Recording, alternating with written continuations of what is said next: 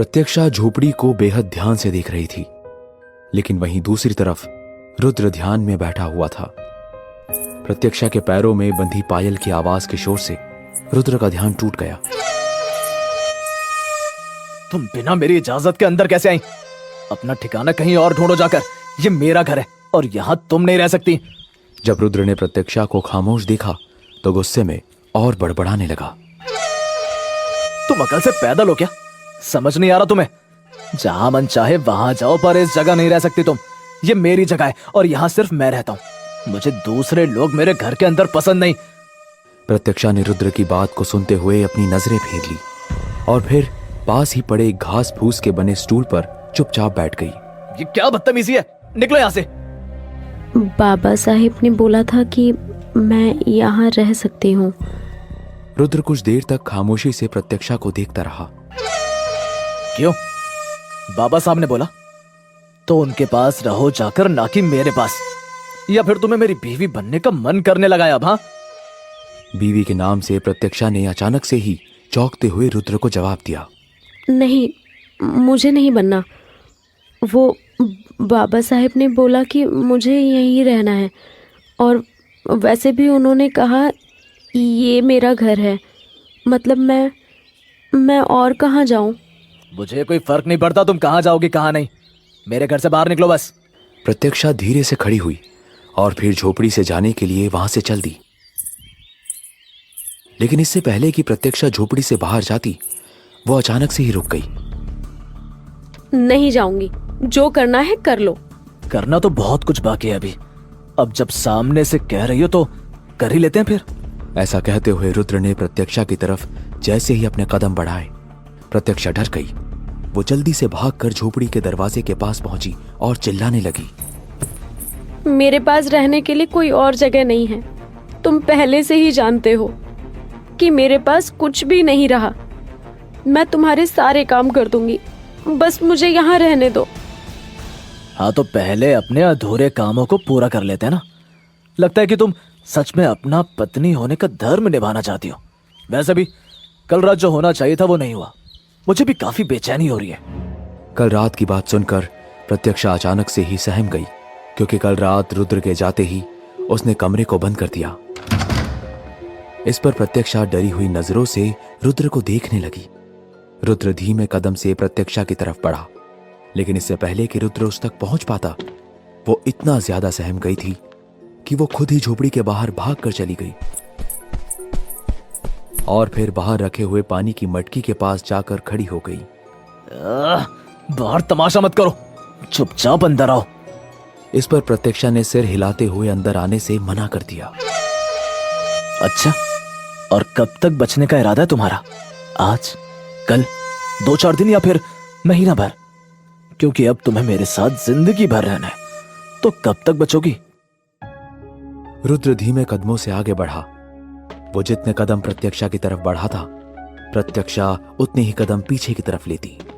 लेकिन अचानक प्रत्यक्षा का पैर पीछे की तरफ बढ़ते हुए मुड़ गया और प्रत्यक्षा पीछे बागीचे की तरफ जमीन पर जोर से गिर पड़ी। प्रत्यक्षा जमीन पर गिरते ही जोरों से कर्राते हुए रोने लगी। अचानक से गिरने पर उसके सिर में दर्द शुरू हो चुका था, क्योंकि उसके सिर की चोट अभी भी ताजी थी।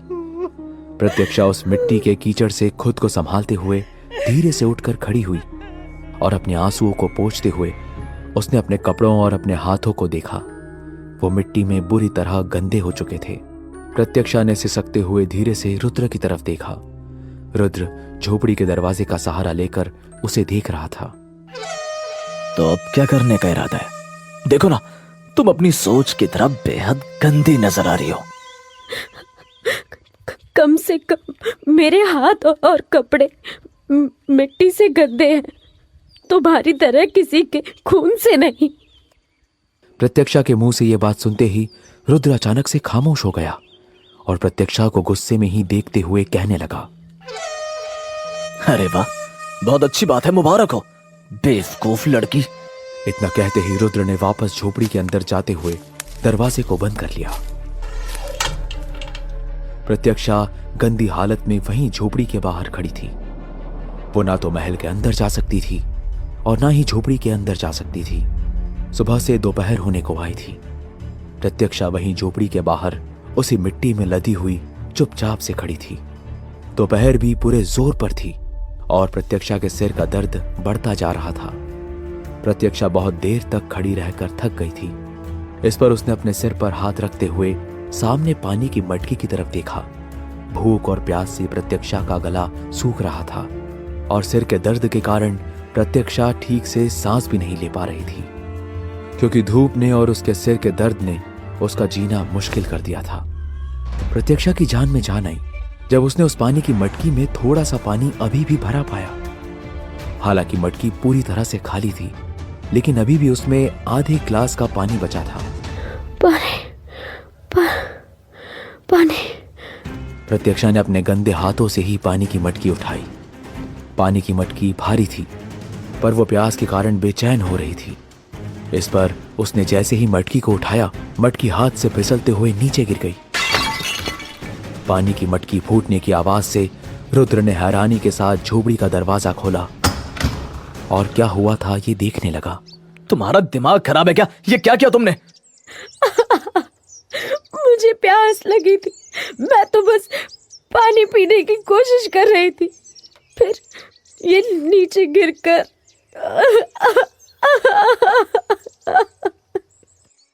गुस्से में ही तमतमाते हुए रुद्र प्रत्यक्षा के पास आया और फिर उसे घसीटता हुआ झोपड़ी के अंदर ले जाने लगा। रुद्र ने प्रत्यक्षा को अंदर जमीन की तरफ पटक दिया। प्रत्यक्षा बेहद डर गई थी और खुद को संभालते हुए पीछे बढ़ने लगी। तुम जानवर हो क्या? समझ नहीं आता? बोल तो रही हो कि मुझे प्यास लगी थी। छोड़ो मुझे, जाने दो। प्रत्यक्षा की हालत बेहद गंदी सी थी। उसके हाथ और कपड़े मिट्टी में लदे हुए थे। अपने आंसुओं को पोंछते हुए उसने अपने मुंह को भी गंदा कर लिया था। इस पर रुद्र ने प्रत्यक्षा को जमीन से उठाया और उसका हाथ घसीटते हुए उसे पास में ही नहाने के पानी की जगह तक लेकर गया। शांत हो जाओ, कुछ नहीं कर रहा हूं मैं तुम्हारे साथ, साफ करो खुद को।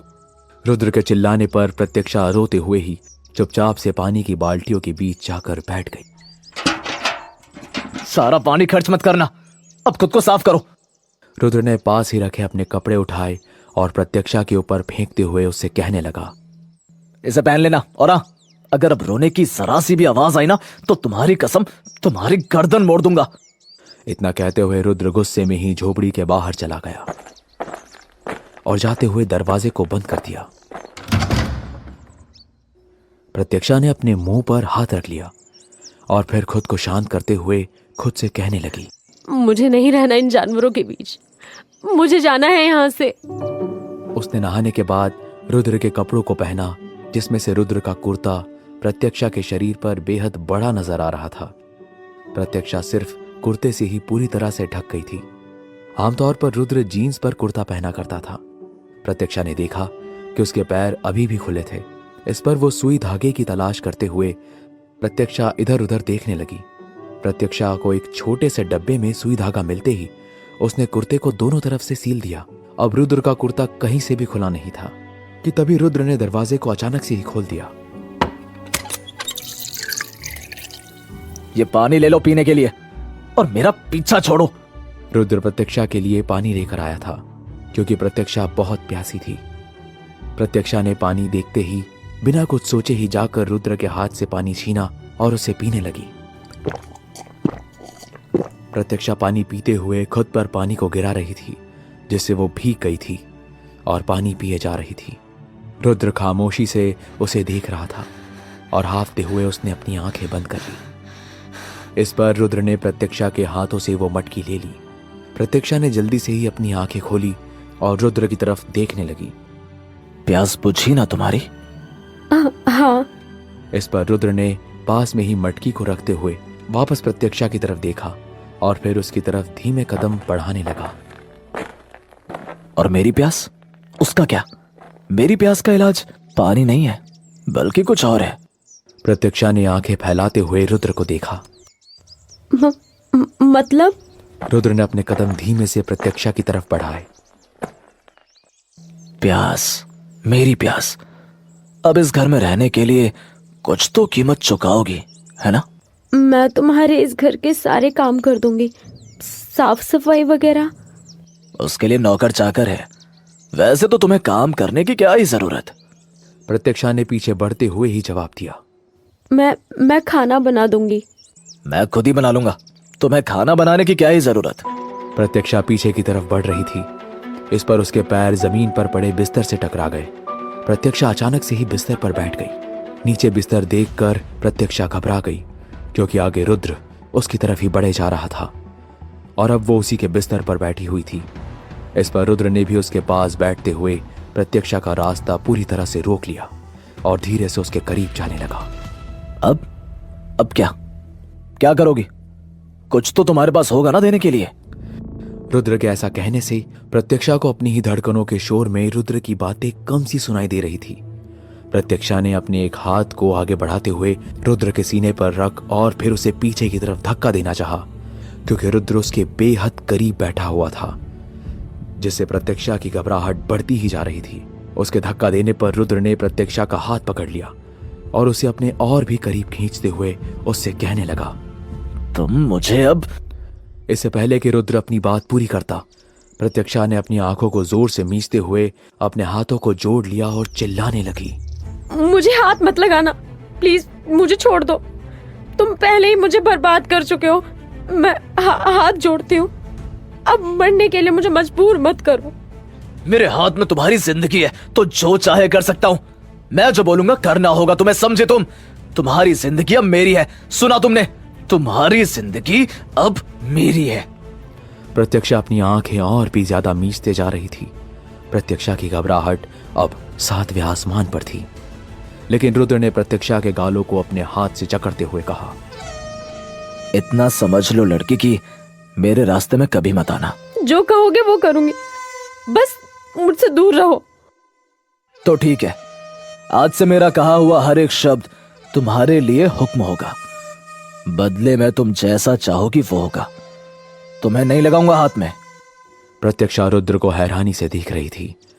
रुद्र ने अपनी ही बात को और भी ज्यादा साफ तरीके से कहते हुए बोला, तुम्हें जिस बात का डर है मैं वैसा कुछ नहीं करूंगा। बदले में तुम कभी भी मेरे रास्ते में नहीं आओगी। हाँ, मुझे मंजूर है। मेरी बात अभी खत्म नहीं हुई। कुछ बातों को गांठ बांध कर रख लो तुम। हमारे बीच कभी कोई रिश्ता नहीं बनेगा। तुम मेरे कामों में दखल नहीं दोगी, सिर्फ मेरे कामों में ही नहीं बल्कि महल के लोगों से दूर रहोगी और वहां के कामों में भी दखल नहीं दोगी। कभी भी मुझसे पलट कर कोई सवाल नहीं पूछोगी। मेरी कही हुई हर बात तुम्हारे लिए हुक्म होगी, जिसे तुम पूरा करोगी ही करोगी। और अब आखिरी बात,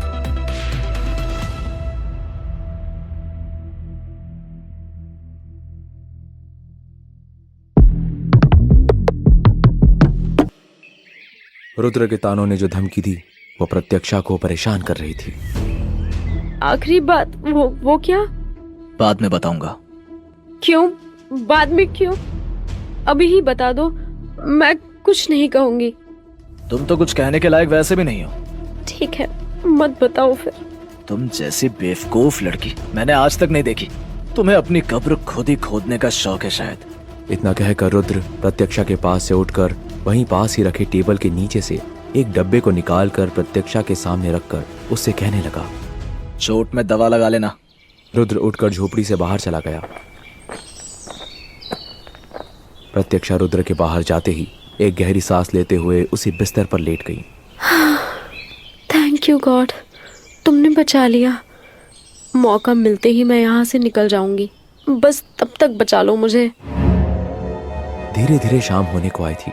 प्रत्यक्षा खुद को दवा लगाने के बाद चुपचाप उसी बिस्तर पर लेट गई थी, लेकिन फिर प्रत्यक्षा ने देखा कि रुद्र बाहर फूटी हुई मटकी की जगह दूसरी मटकी को रख रहा था और उसके पास ही रखे हुए बर्तनों को सरकाकर दूर कर रहा था। प्रत्यक्षा ने उठने की कोशिश की। उसके सिर का दर्द बढ़ने लगा। प्रत्यक्षा के पांव जमीन पर ठीक से नहीं पड़ रहे थे। इस पर प्रत्यक्षा जैसे ही उठकर खड़ी हुई, प्रत्यक्षा एक बार फिर से जमीन पर जोर से गिरी और इस बार जब वो गिरी तो उसे होश ही नहीं आया। गिरने की आवाज सुनकर रुद्र बाहर से दौड़कर कमरे में आया और प्रत्यक्षा को जमीन पर गिरा हुआ देखकर उसका दिमाग खराब होने लगा। तुम हर वक्त हर जगह गिरती पड़ती क्यों रहती हो? शांति से बैठा नहीं जाता क्या तुमसे? या फिर मेरे घर में तुम आए ही इसलिए हो कि 1000 चीजें तोड़ पाओ? रुद्र के डांटने पर भी प्रत्यक्षा वैसे ही लेटी थी और कोई जवाब नहीं दिया। इस पर रुद्र ने धीरे से आगे बढ़ते हुए एक बार फिर से प्रत्यक्षा पर चिल्लाने लगा। मैंने कहा उठो। लेकिन प्रत्यक्षा बिल्कुल भी नहीं हिली। इस पर रुद्र ने प्रत्यक्षा के पास बैठकर उसका चेहरा अपनी तरफ पलट कर देखा। उसकी सांस भी धीमी चल रही थी। साथ ही साथ उसके सिर में लगी चोट से हल्का सा खून और पस नजर आ रहा था। जब रुद्र ने प्रत्यक्षा को हाथ लगाया तब उसने महसूस किया कि शरीर छूने पर भी बेहद गर्म था। उसका शरीर बुखार में तप रहा था। रुद्र ने अपनी आंखों को, अपनी उंगलियों को मसलते हुए, खुद से ही परेशान होते हुए प्रत्यक्षा को देखने लगा। अरे यार, अब ये क्या नई मुसीबत है? लेकिन अगले ही पल रुद्र का ध्यान प्रत्यक्षा की चोट पर गया। शायद इसकी चोट की वजह से इसकी हालत हुई है। रुद्र ने जल्दी से प्रत्यक्षा को गोद में उठाया और फिर उसे बिस्तर पर लेटाता हुआ तकिए से उसको सिरहाने रख दिया। प्रत्यक्षा का बदन बुखार में तप रहा था और अब वो धीरे धीरे से कांपने लगी थी। इस पर रुद्र ने वही पास रखे एक बर्तन में थोड़ा सा पानी लिया और फिर एक कपड़े को पानी में भिगोते हुए प्रत्यक्षा के हथेलियों और पांव में उस पानी के कपड़े को रगड़ने लगा।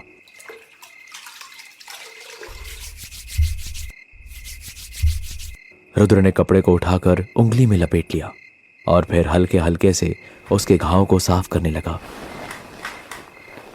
घाव साफ करते हुए उसमें से खून बहने लगा।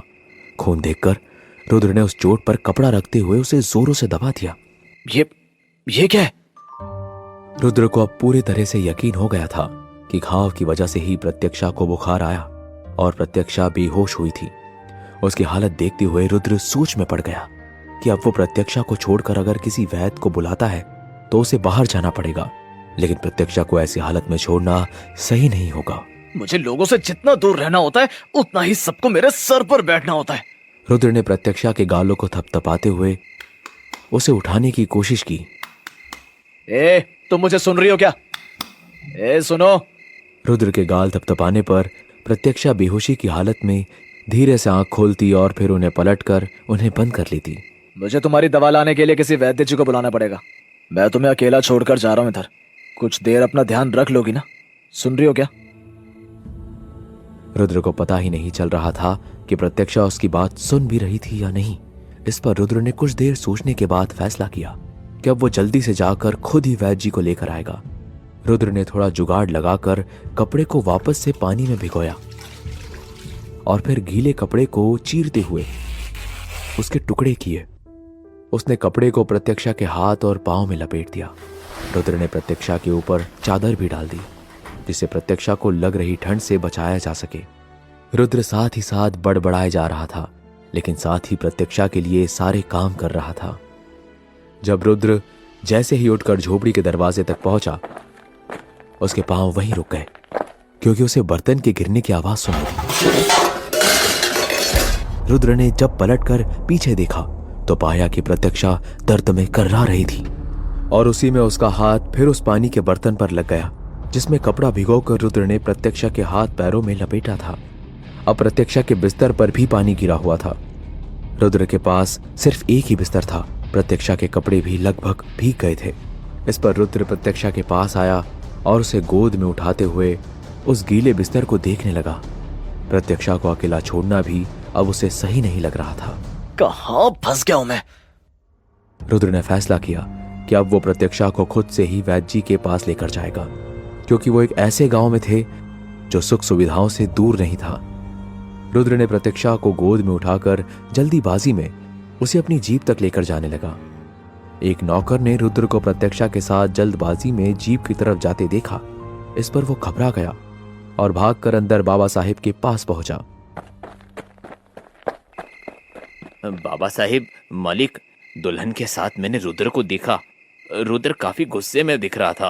वो दुल्हन को गोद में उठाकर जीप की तरफ भागा जा रहा था। बहुरिया को गोद में उठा के जा रहा है? अरे मालिक, सुबह बहुरिया झोपड़ी के नाम से काफी घबराई हुई थी और काफी देर तक झोपड़ी के बाहर ही खड़ी थी। मैंने जितना देखा उस हिसाब से तो रुद्र और दुल्हन ने घर में झगड़ा किया हुआ सा महसूस हुआ। मालिक, थोड़ी देर बाद पानी की मटकी बाहर गिरी, फूटी सी मिली और रुद्र उसे समेटकर दूसरी मटकी रख रहा था। माफ करिएगा मालिक, लेकिन कहीं ऐसा तो नहीं कि सच में रुद्र दुल्हन को उस गांव वापस लेकर जा रहा हो? अगर अब वापस उस गांव में पैर रखा तो कहीं दिक्कत ना हो जाए। अरे देखो जाकर कि मामला क्या है। कहीं रुद्रा ने बहुरिया के सर पे मटकी तो नहीं फोड़ दी? उस मंद बुद्धि को तो अकल भी नहीं है कि किसी के साथ रहना कैसे है। जंगली है वो, उसका दिमाग हर समय खौलता ही रहता है। जाओ जल्दी से।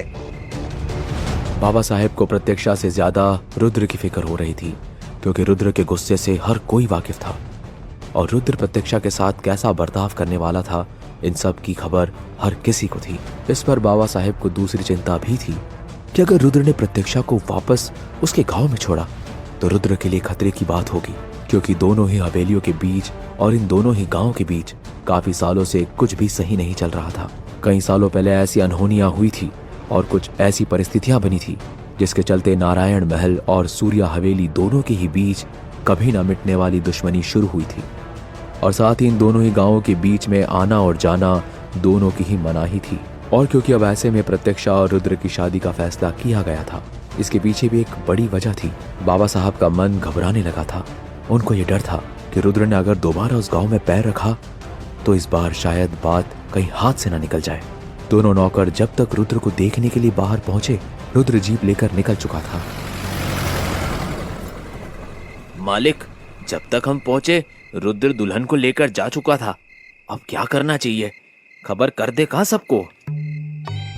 बुलाओ सबको, आदमी तैयार करो और हथियार लेने को बोलो उन्हें। अगर रुद्रा उस गांव गया है तो हमको उसे बिना नुकसान पहुंचाए ही वापस लाना होगा, वो भी बहुरिया के साथ में। हमारे गांव का एक भी आदमी उस गांव के आदमी के सामने झुकना नहीं चाहिए। और ख्याल रखना इस बात का कि सबके हथियार धारदार होने चाहिए। रुद्र प्रत्यक्षा को लेकर दवाखाने पहुंचा, जहां प्रत्यक्षा का इलाज किया जा सकता है। प्रत्यक्षा के सिर की चोट में खून तो बंद था, लेकिन उसका बुखार बढ़ता ही जा रहा था और प्रत्यक्षा रुद्र की गोद में आने से मना करती थी। लेकिन रुद्र ने प्रत्यक्षा के हाथों को अपनी बेल्ट से कसकर बांधते हुए प्रत्यक्षा के चेहरे को देखा। उसने देखा कि प्रत्यक्षा की आंखों पर सूजन आने लगी थी। रुद्र ने प्रत्यक्षा के चेहरे को ध्यान से देखा और फिर अपने हाथों से उसके गालों पर बह रहे आंसुओं को पोंछते हुए उससे धीरे से कहा, अरे सुन रही हो मुझे? परेशान मत हो, इस दवाखाने में हमें अच्छी दवा मिल जाएगी। रुद्र ने सावधानी बरतते हुए प्रत्यक्षा को वापस से गोद में उठाया, लेकिन फिर रुद्र को अचानक से ही ध्यान आया कि प्रत्यक्षा ने पहना क्या है। प्रत्यक्षा ने उसके ही कुर्ते को पहना था। इस पर रुद्र ने सीट के पास रखे एक छोटे से बैग में चादर को रखा हुआ था। उसने चादर को निकाला और फिर प्रत्यक्षा के चारों तरफ लपेटते हुए कहने लगा, क्या मजबूरी है? तुम सुन रही हो? सुनो, तुम्हें ठंड तो नहीं लग रही? तुम सोना मत, बस थोड़ा सा रुक जाओ, सब ठीक कर दूंगा मैं। रुद्र जल्दी से उस दवाखाने में बैठे वैद्य जी के पास पहुंचा। इस लड़की को देखो, इसके सर में चोट लगी थी और इसकी हालत अजीब सी हो गई है। देखो इसे। इन्हें ये कब चोट लगी थी? शायद कुछ 5 या 6 दिनों पहले। किस चीज की चोट लगी इन्हें? लगता है जैसे चोट जहर बनाने का काम कर रही है। डरने की बात नहीं है, बहुत ज्यादा नहीं फैला है शरीर में। लोहे से चोट लगी है क्या इन्हें? मुझे नहीं पता, तुम इलाज करो ना इसका। तुम वैद्य जी हो? हाँ, इलाज भी हो जाएगा। पहले आप इन्हें यहाँ मरीज की जगह पर लेटा दीजिए। जब तक इनके जख्म पर मरहम पट्टी ना कर दूं, तब तक इनका हाथ पकड़ कर रखिएगा, ताकि ये दवा पट्टी के वक्त हिल ना पाए। रुद्र ने प्रत्यक्षा को सामने मरीजों की बेंच पर लेटा दिया और फिर वैद्य जी ने अपने पास से ढेर सारी रुई और कुछ दवाइयां निकाली प्रत्यक्षा के घाव को साफ करने के लिए। वैद्य जी ने जब प्रत्यक्षा का बुखार देखने के लिए उस पर से चादर हटाई, तब पाया कि प्रत्यक्षा के हाथ बंधे हुए थे। अरे ये क्या? माफ करना, इस लड़की के हाथ बंधे क्यों हैं? क्या आपने इसको अगवा किया है या फिर आपने इसका यह हाल किया है? ऐसा नहीं है कि तुम मुझे नहीं जानते, जानते हो ना कि मैं कौन हूं। बिल्कुल जानता हूं मैं आपको, लेकिन इस समय लड़की की जान बचाने के लिए आप इसे मेरे पास लेकर आए हैं। बताइए इसके हाथ क्यों बंधे हैं? इसके हाथ इसीलिए बंधे हैं क्योंकि ये दवा लेने से आनाकानी कर रही थी। हाथ न बांधता तो ये भी यहाँ नहीं होती। अब दवा पट्टी करो और मुंह मत चलाओ। इस पर प्रत्यक्षा के मुंह में थर्मोमीटर रखते हुए वैद्य जी प्रत्यक्षा का जख्म साफ करने लगे। इन्हें काफी तेज बुखार है। इनके सिर की पट्टी तो मैं कर दूंगा और इन्हें दवाई देकर मैं इनके चोट में बन रहे जहर को भी खत्म कर दूंगा, लेकिन सब में कम से कम 2-3 दिन लगेंगे और उस बीच आपको इस लड़की को यहीं रखना होगा। ये यहाँ नहीं रह सकती है, और ना मेरे पास इतना वक्त है कि मैं इसे लेकर यहाँ पड़ा रहूं। तुम चाहो तो नारायण महल आ सकते हो, वैसे जितने भी चाहिए मैं तुम्हें दिलवा दूंगा बाबा साहब से। जिस तरह आपका मरीज आपके लिए जरूरी है, मेरे लिए सारे ही मरीजों को देखना उतना ही जरूरी है। मैं यहाँ से नहीं जा सकता और आपको भी यहाँ से नहीं जाना है। अब आपको मरीज के साथ रुकना है या नहीं आप देख लीजिए, लेकिन मरीज 2 दिन तक यहीं रहेगा, क्योंकि जब तक इसकी हालत में सुधार नहीं आ जाता तब तक कुछ भी कहना संभव नहीं। और एक बात मैं आपको बता दूं, बीच में अगर इनकी तबीयत अचानक से ही बिगड़ गई तो नारायण महल से दवा खाने का रास्ता भी इनके लिए भारी पड़ जाएगा। तुम पहले इसका इलाज करो और उसके बाद बताना कि आगे क्या करना है। जांच करनी होगी इस लड़की की, लेकिन उससे पहले मुझे आपसे कुछ जरूरी जानकारी चाहिए। हाँ पूछो। इसकी उम्र क्या है? मुझे ठीक से नहीं पता। इसने सुबह से कुछ खाया है? पता नहीं, मैंने ध्यान नहीं दिया। देखने में ऐसा लगता है जैसे काफी कुछ हुआ है इस लड़की के साथ, क्योंकि सिर्फ चोट लगने से ऐसी हालत नहीं होती। मतलब? कहानी का अगला भाग सुनने के लिए चैनल को सब्सक्राइब करके बेल आइकन प्रेस करना ना भूलें।